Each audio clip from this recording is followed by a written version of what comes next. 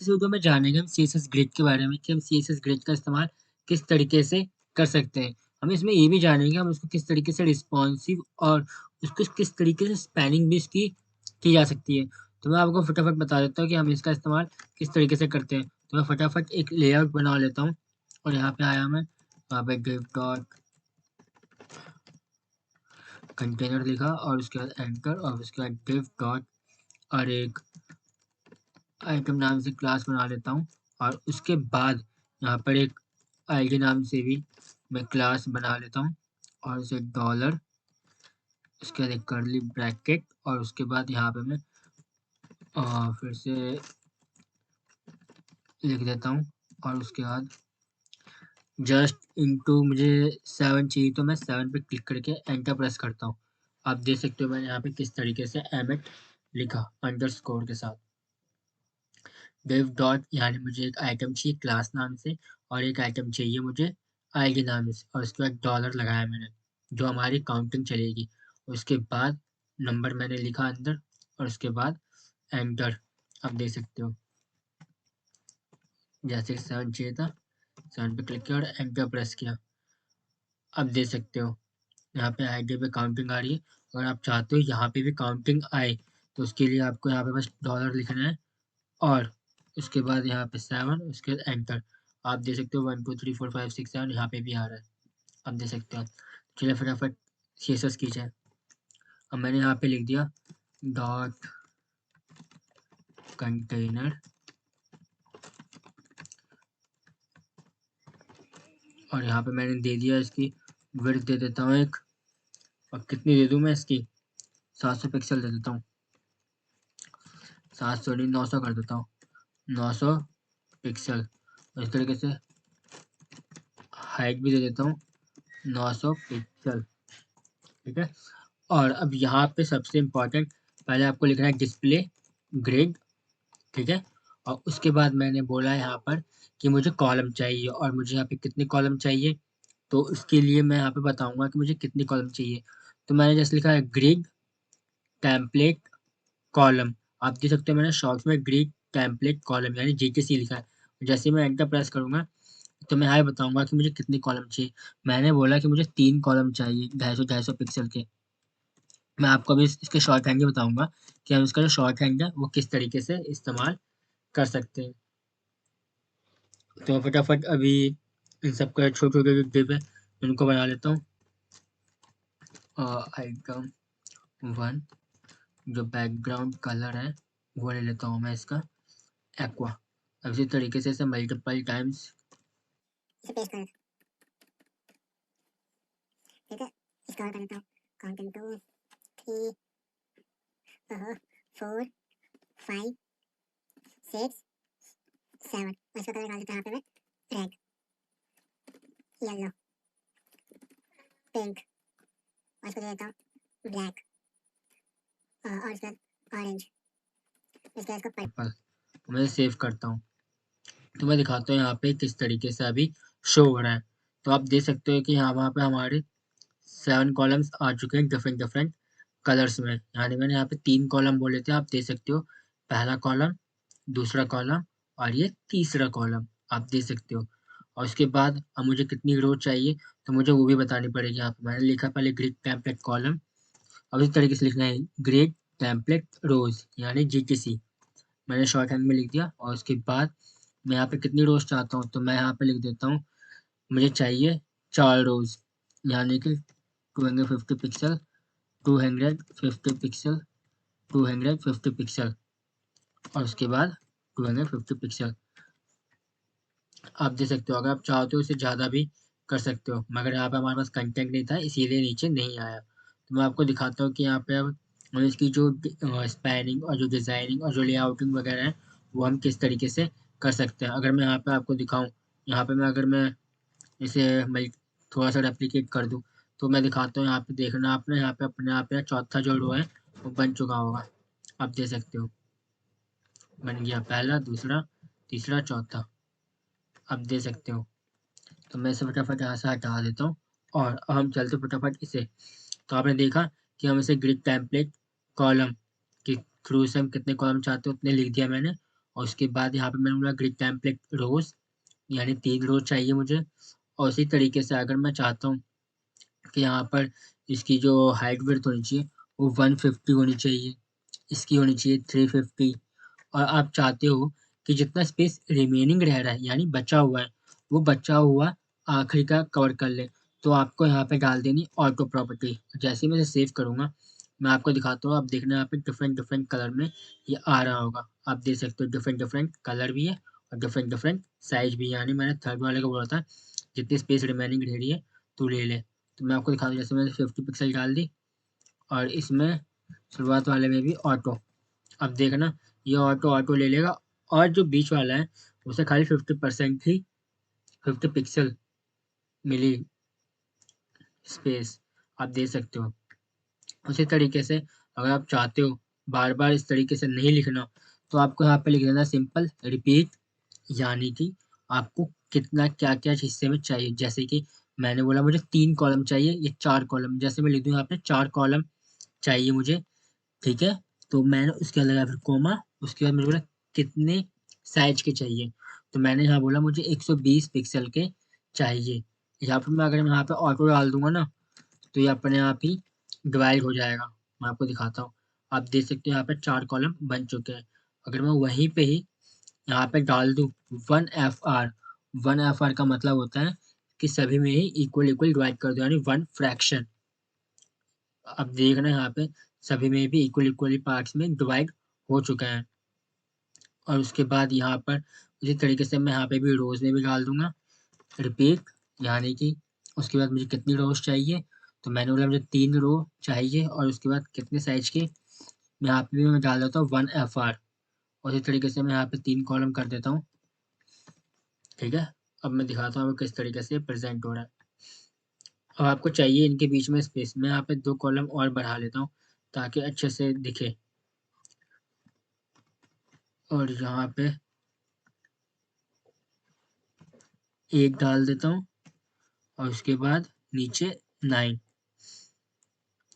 ताकि अच्छा दिखे दिखने में। मैं सेव करता हूँ। अब देखना अब यहाँ पे इक्वली पार्ट्स में ये डिवाइड हो चुका है।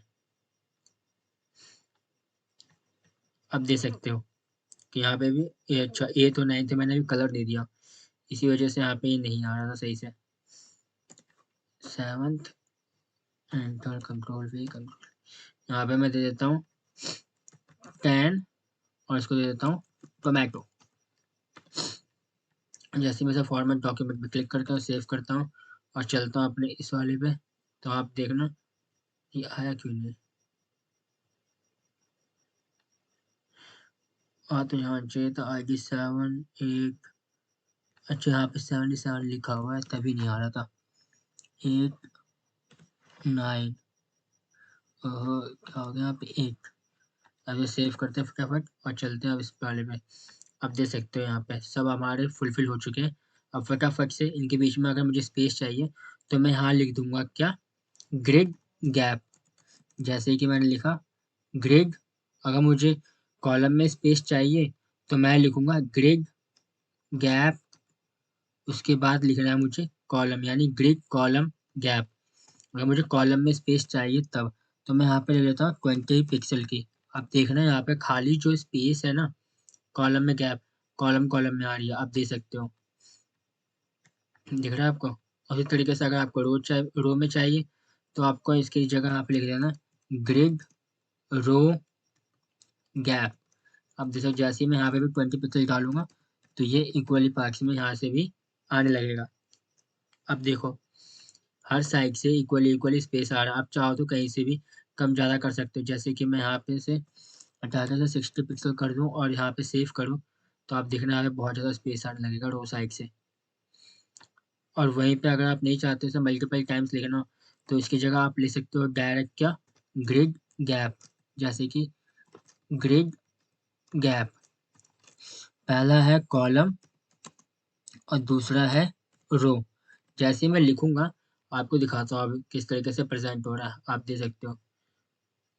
यानी कि यहाँ पे जो पहला है वो रो के लिए है और ये दूसरा वाला है वो कॉलम के लिए है। अब देख सकते हो रो और कॉलम में, रो कॉलम। आप चाहो तो यहाँ पे ना कम ज़्यादा भी कर सकते हो, और इसे चाहो तो आप इक्वली पार्ट्स में ऐसे करके स्पेस दिया मैंने, और देखिए यहाँ पे 12 पिक्सल एक ही बार में इक्वली इक्वली डिवाइड हो चुका है। आई होप आप समझ गए होंगे कि हम इसका इस्तेमाल अब तक किस तरीके से कर रहे हैं। और उसी के बाद मैं बोल रहा हूँ कि ना अब मैं चाहता हूँ कि ये जो पहला वाला डिव है ना, मैं चाहता हूँ इसकी जो स्पैनिंग हो जाए वो ना यहाँ से लेकर, यानी इस वाले से लेकर यहाँ तक, ये यहाँ तक आ जाए। तो मैं इसको किस तरीके से कर सकता हूँ, तो ये भी जानेंगे आज की इस वीडियो में। तो मैं वही बताना चाहता हूँ कि हम इसकी स्पैनिंग जो है, यानी इसकी जो विड्थ है उसको किस तरीके से इंक्रीज कर सकते हैं। तो उसके लिए आपको यहाँ पे लेना होगा, आपको कौन से वाले डिव को बढ़ाना था, वन वाले को। तो हम वन वाले डिव के अंदर जाएंगे और यहाँ पे लिखेंगे ग्रिड एरिया। जैसे मैं यहाँ पे ग्रिड एरिया लिखूंगा तो मैं आपको दिखाता हूँ। तो आपको यहाँ पे लिखना है ग्रिड एरिया, यानी कि अब जैसे मैं ग्रिड एरिया लिखूंगा तो मुझे बताना है इसमें सबसे पहले कि जो रो की स्टार्टिंग है वो कहाँ से है। यानी कि आप देख सकते हो ये जो है ना यहाँ पे, ये हमारा जो फर्स्ट रो है, यानी ये फर्स्ट रो की स्टार्टिंग यहाँ से है, और दूसरा सेकंड रो, और उसके बाद ये तीसरा, और उसके बाद ये चौथा रो। आप देख सकते हो पहला, दूसरा, तीसरा, और उसके बाद चौथा। ठीक है, अब वहीं से अगर हम कॉलम गिने तब, तो कॉलम 1, 2, 3, और उसके बाद ये 4। आप देख सकते हो 1, 2, 3, 4, यानी हमारे पास 4 साइड से कॉलम्स आ रही हैं। तो वहीं पे मैं पहले लिखूंगा यहाँ पे जो ग्रिड एरिया है ना, यानी कि कहाँ से हमारी जो रो है उसकी स्टार्टिंग हो रही है। तो हमारी जो रो की स्टार्टिंग हो रही है वो 1 से हो रही है। ठीक है, उसके बाद मैंने बोला कि फिर कॉलम की जो स्टार्टिंग है वो कहाँ से हो रही है, पहले रो की स्टार्टिंग, फिर कॉलम की स्टार्टिंग। कॉलम की जो स्टार्टिंग हो रही है वो भी 1 से ही हो रही है। ठीक है, फिर मैंने बोला रो की एंडिंग कहाँ पे हो रही है, यानी कि जो रो की एंडिंग है वो कहाँ पे हो रही है। एंडिंग डालना जरूरी होता है वैसे रिस्पॉन्सिवनेस के लिए। जैसे हमारा रो यहाँ से स्टार्ट हो रहा है, खत्म कहाँ पे हो रहा है वाला रो, यहाँ पे, यानी सेकंड वाले रो पे हमारा जो रो है वो खत्म हो रहा है div। तो मैंने यहाँ पे बोला जो हमारा रो है वो इसकी जो एंडिंग है वो 2 पे हो रही है।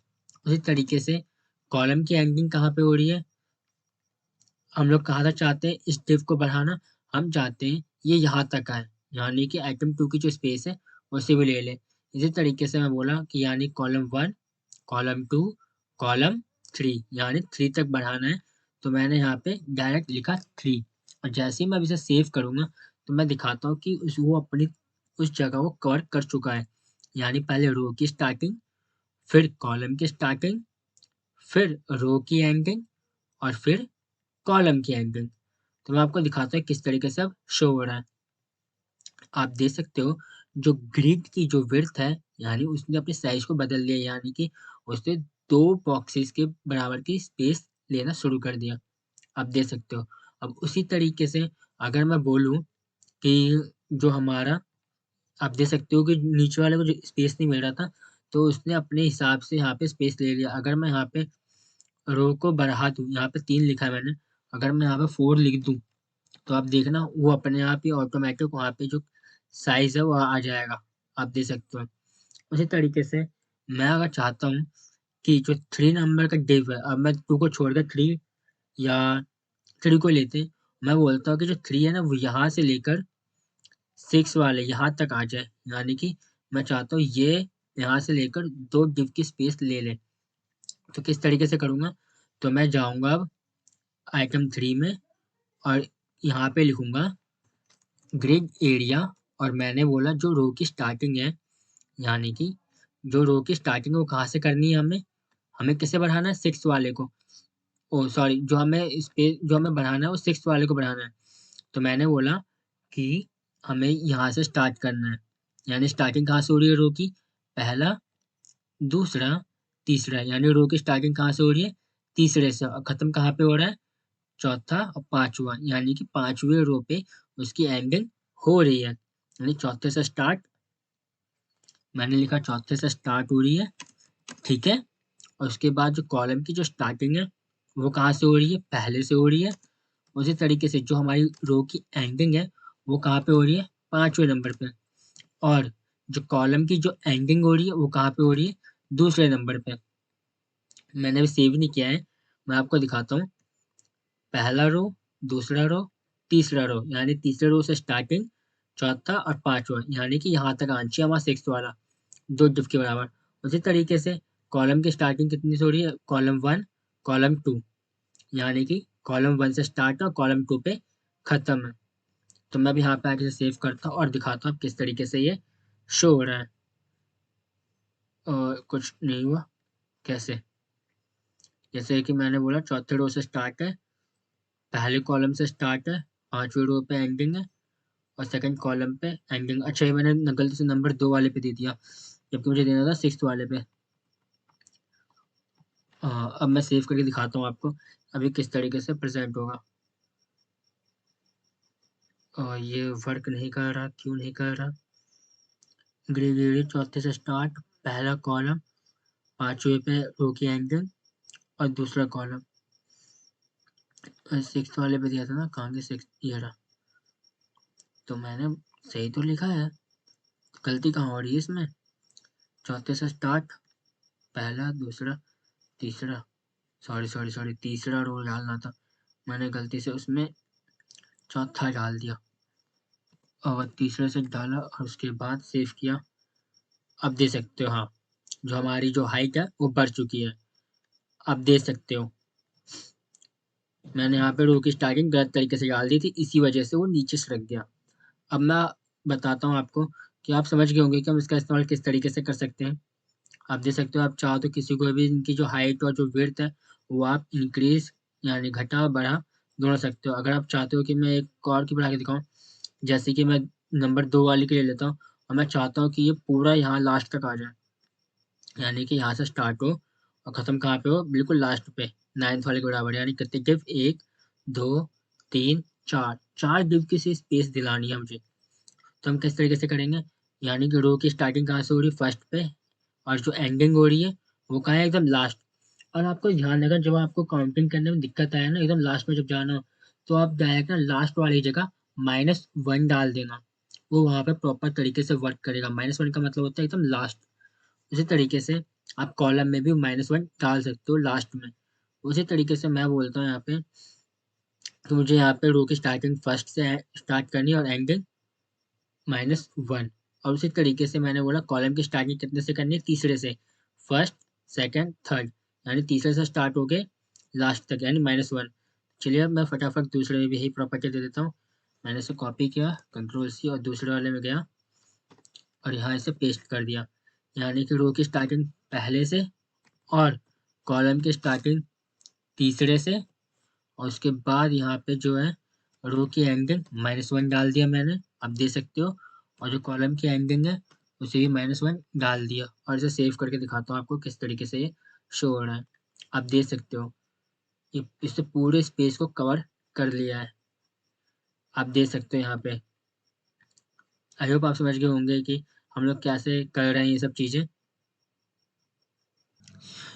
आई होप आप लोग समझ गए होंगे कि हम इसका इस्तेमाल जो है किस तरीके से कर सकते हैं। तो अब आगे हम जानेंगे हम किस तरीके से जो CSS की जो एक डिव्स है, जैसे कि आइटम हमारा जो नंबर 3 है, हम इसकी पोजीशन को चेंज करके हम किस तरीके से 5 पे ला सकते हैं। तो अब हम ये जानेंगे कि हम इनकी जो पोजीशंस हैं हम उनको किस तरीके से CSS ग्रिड के थ्रू हम चेंज कर सकते हैं। तो मैं इन सबको नॉर्मल कर देता हूँ वापिस से, ताकि आप लोगों को समझने में आसानी हो और ज़्यादा कोई कॉम्प्लेक्सिटी भी ना हो। इसे मैं सेव करता हूँ फटाफट और चल के देखते हैं। आप देख सकते हो कि यहाँ पे हमारा जो सब डिव है वो नॉर्मल हो चुका है। तो चलिए मैं बताता हूँ अभी हम इसको किस तरीके से पोजिशनिंग कर सकते हैं। तो चलिए मैं बता देता हूँ अब किस तरीके से होता है यहाँ पे जो पोजिशनिंग है वो किस तरीके से की जाती है। मैं इस लाइन को फिर से यहाँ पे रेप्लिकेट कर लेता हूँ और बताता हूँ कि इसको हम किस तरीके से इस्तेमाल कर सकते हैं। जैसे कि मैंने जो बताया था पहले, 1 मिनट, ये, हाँ, जैसे ये है, तो मैं इसे यहाँ से ना 1 मिनट इसे कमेंट आउट भी कर देता हूँ और सेव करता हूँ। बताता हूँ पहले, मुझे फिर से वही चीज़ बतानी पड़ेगी कि जो हमारी जो रो की स्टार्टिंग और जो रो की एंडिंग और कॉलम की स्टार्टिंग प्लस कॉलम की एंडिंग बतानी होती है कि हम इसका इस्तेमाल किस तरीके से करना चाहते हैं, बस इसमें और कुछ नहीं है। जैसे कि जो हमारी रो की स्टार्टिंग है वो फर्स्ट है, ठीक है, और उसके बाद जो कॉलम की जो स्टार्टिंग है वो हमारी है 3, ठीक है, उसके बाद जो रो की एंडिंग है वो 2 है, और जो इसके बाद हमारी कॉलम की एंडिंग है वो है 4th। अब जैसे ही मैं इसे सेव करूँगा, आप देखना इसने यहाँ से पोजीशन अपनी चेंज कर ली है। अगर मैं वही चाहता हूँ कि इस नंबर 2 वाले को 9th की पोजीशन पे भेजना, तो वो किस तरीके से कर सकता हूँ मैं, वो मैं बताता हूँ आपको। जैसे कि ये यहाँ पर है, तो आप देख सकते हो कि 1, 2, 3, 4, यानी कि 3 पे स्टार्टिंग है रो और 4 पे एंडिंग है। और मैं 2 वाले पे जाता हूँ और यहाँ पर मैं लिखता हूँ यानी कि रो की स्टार्टिंग 3 से है और जो कॉलम की स्टार्टिंग वो भी 3 से है, और ठीक है, कॉलम की एंडिंग -1 और रो की एंडिंग -1। मैं दिखाता हूँ तो यहाँ पे आप देख सकते हो कि नंबर 2 यहाँ पे आ तो चुका है, मगर मैंने लग रहा है रो ज़्यादा दे दिया क्या। Grid row start, column start, grid row end, column end. अगर मैं यहाँ पे एक मिनट का 4 दे रखा है ना, मैं इसे 3 करता हूँ पहले, और उसके बाद अगर देखो तो अब देख सकते हो एक प्रॉपर तरीके से वर्क कर रहा है, क्योंकि वहाँ पे मैंने ना 4 दिया था, इसी वजह से ये पूरी तरीके से इसे कवर कर रहा था जब मैंने -1 दिया। तो आप देख सकते हो यहाँ पर ये आ चुका है। आप देख सकते हो, हम आई होप आप समझ गए होंगे कि हम इसकी पोजीशनिंग जो है किस तरीके से कर सकते हैं। आपने spanning plus column row gap और किस तरीके से हम पोजीशनिंग और जो स्पैनिंग है वो कर सकते हैं।